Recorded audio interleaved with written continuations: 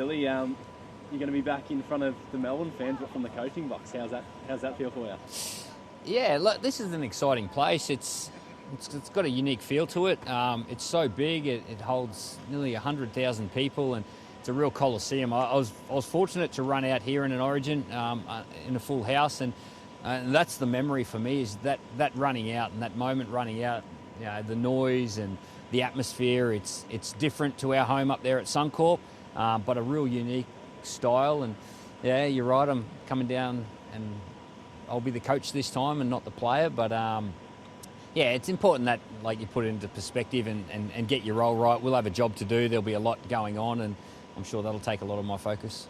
You sort of touched on it before, but is there added expectation this year? You've won 2 in a row.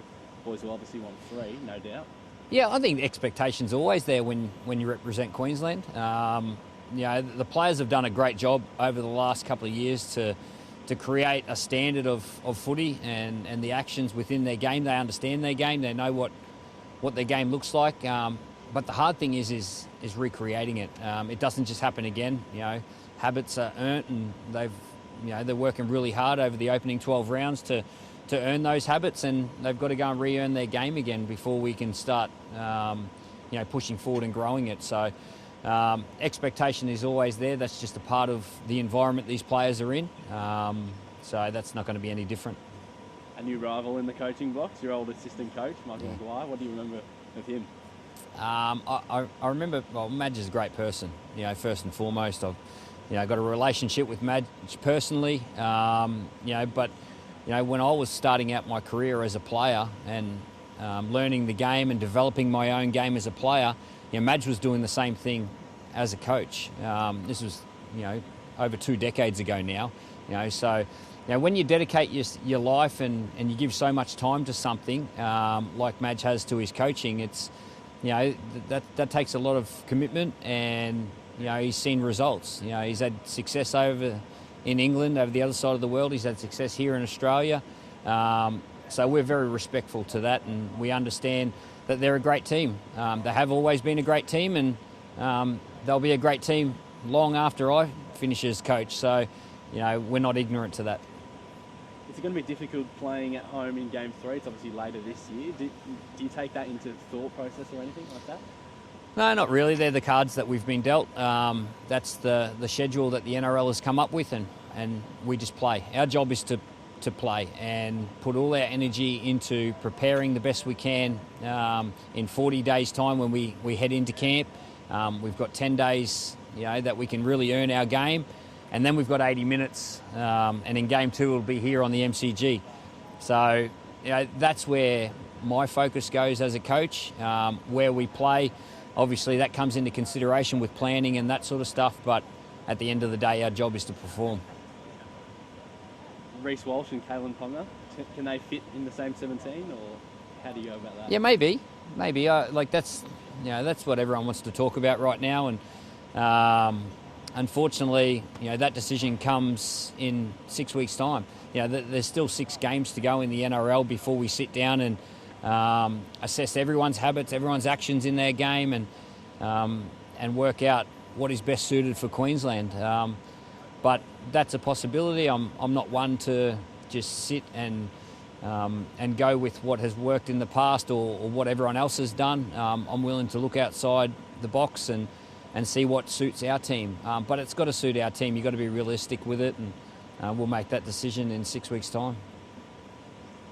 Tino's a big loss in the middle as well for you guys, obviously, going down with the ACL. Yeah, first and foremost, I feel for the players that have worked really hard for this team, like Tino and Jai Arrow. Tom Gilbert's another one that is out for the season. Like Jai hasn't played since round 1, and is in doubt that he'll play again this year. So hopefully he does recover. But for Tino and Tom, they're going to miss the entire series. They're going to miss the entire season. And first and foremost, I understand how much they put into their career. I understand how much they put into their footy, and their want and desire to be a part of Queensland. So, with injury becomes opportunity, and there's enough players there that will get an opportunity in the absence of those guys. Michael, well, congratulations on the role. Thank you. How's it all feeling being here today in front of an empty MCG, but I'm sure it won't be empty this time? Yeah, I've spent a bit of time here over the years being an assistant coach down here. I remember sitting up here in the stand on Anzac Day. It was a pretty special day. So to feel the atmosphere of a big stadium like this packed, which I'm sure the Origin will be, with close to 90,000, it's going to be a pretty special day. Any pressure going into this year? Obviously, Queensland won the last two in a row. No, look, actually that's part of the reason why I love doing it. It's being able to enjoy that part of it, because that's what it takes. It's being able to go towards that, which is really important. But I think it's something there that I've wanted to do for a long, long time. As I've seen many of my great predecessors, I suppose, and Craig, Ricky, Laurie, and Freddie. I've crossed paths with those boys over long periods of time, and it's something there that I've obviously wanted to do as a kid. Didn't have the joys of a player, but now I get to do it as a coach. So yeah, really excited. Is there anything different that you're looking to bring to this side? You mentioned that you're checking in with players constantly to see where they're at. Look, I'll be different. I'll definitely be different. And I'll keep that obviously to myself and the players. But every coach, I guess it's a little bit of a reset for where we're at. When you bring someone new in, that we get to make up a bit of change, and I'll definitely bring that. I've found with the playing group, how special this space is, and how passionate they are, and how we need to come together. I've also spent a fair bit of time talking with, the old boys. I think that's a really important part of who we are as a group, and I was able to sort of see quite a number of those guys together, and what it really means to those guys. And so you get a real feel for what the blue jersey means, and it's something there that I guess I was able to experience right back in the early 90s. I was a young pup coming into the Raiders arena, and there was a lot of the greats of New South Wales playing at that time, in Glenn Lazarus, Ricky, Laurie, Clydie.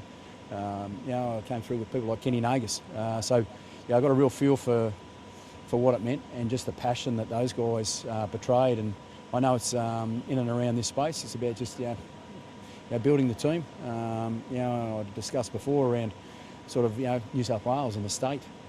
It's a special place. It's a great place to live. There's tough areas that do it tough at times, but we all galvanise together. And it's a town that you need to be tough to live in. And so I think being able to build a team around that space is something there that I'm looking forward to. And then we've got to earn the right to be able to do that. And we've got plenty of work that we need to do between now and when we start. So I'm looking forward to getting that group together. Is that something you'll instill in the players, like just driving in that history? And I think we all will. I mean, it's something that I've spoken to players, and we've got a lot of respect for obviously where we are too, like understanding the arena and who we're playing, but also too building something special for us as a group is what I'm really keen to be a part of with this playing group and the staff. I've got a very special staff that are going to come in and help out, so I know that they're really keen.